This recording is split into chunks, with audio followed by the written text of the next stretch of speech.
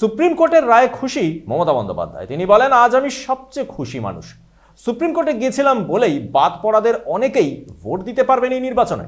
আজ আমার চেয়ে আর কেউ খুশি নন। আমি সবচেয়ে খুশি মানুষ। আমি সুপ্রিম কোর্টে মামলা লড়েছিলাম বলেই আজ কিছু মানুষ ভোটাধিকার ফিরে পেতে চলেছেন, বললেন মমতা বন্দ্যোপাধ্যায়। তৃণমূল কংগ্রেস নেত্রী বলেন, হেলিকপ্টার থেকে নেমেই সুখবর পেলাম। সুপ্রিম কোর্ট যে রায় দিয়েছে তার নজিরবিহীন। এবং কুচবিহারে আমি দিনহাটা থেকে উঠেই হেলিকপ্টারেই গুড নিউজটা পেলাম।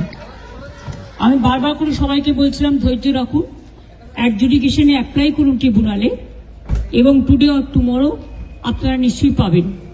আজকে সুপ্রিম কোর্ট অর্ডার দিয়েছেন, যাদের নাম আছে ট্রিব্যুনালে, মানে যারা অ্যাপ্লাই করেছেন, সকলেই মোটামুটি করেছে আমার মনে হয়। তো সেখানে ফার্স্ট ফেজের ভোটার লিস্ট ওরা ডিক্লেয়ার করবে, সাপ্লিমেন্টারি লিস্ট 21 তারিখে, 23 তারিখের আগে। ওটা পেয়ে গেলে আমাদের বুথের সমস্ত কর্মীদের বলবো, আমাদের লিডারদের বিভিন্ন জায়গায়, যে তারা যেন রাতের মধ্যে ভোটার স্লিপ তৈরি করে বাড়ি বাড়ি পৌঁছে দেয়, যাতে ওরা ভোট দিতে পারে, যাদের নাম বাদ দিয়েছিল। আর দুই হচ্ছে যে, আর 27 তারিখে 29 তারিখে যেটা লাস্ট ফেজ আছে, সেটাও দুদিন আগে 27 তারিখে বলেছে ওটা ট্রিব্যুনাল অ্যানাউন্স করবে ভোটিং রাইটস। সুতরাং I am so happy and I am proud of my judiciary and, এবং আমি নিজে কেস করেছিলাম, এটা আমার কেসের ওপর। মামাটি মানুষ জিন্দাবাদ, মামাটি মানুষ ধন্যবাদ। আজকে আমার থেকে খুশি আর কেউ নয়। প্রথম দফা নির্বাচনের আগে উত্তরবঙ্গে ভোট প্রচারে রয়েছেন মমতা বন্দ্যোপাধ্যায়। আজ কোচবিহারের দিনহাটায় বিজেপিকে নিশানা করে তিনি বলেন, বাংলার সঙ্গে যাদের কোনো যোগাযোগ নেই তারাই এখন বাঙালিদের তাড়িয়ে দেওয়ার চেষ্টা করছে।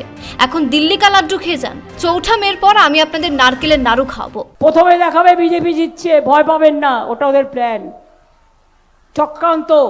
ওই দিল্লিকার লাড্ডুগুলোর, যত পারো দিল্লিকা লাড্ডু খেয়ে যাও, এরপরে আমরা নারকেল নাড়ু দেব। 4 তারিখে রেজাল্ট বেরাবার পরে খইয়ের নাড়ু দেব, তিলের নাড়ু দেব, মুরগির নাড়ু দেব, গুড়ের নাড়ু দেব।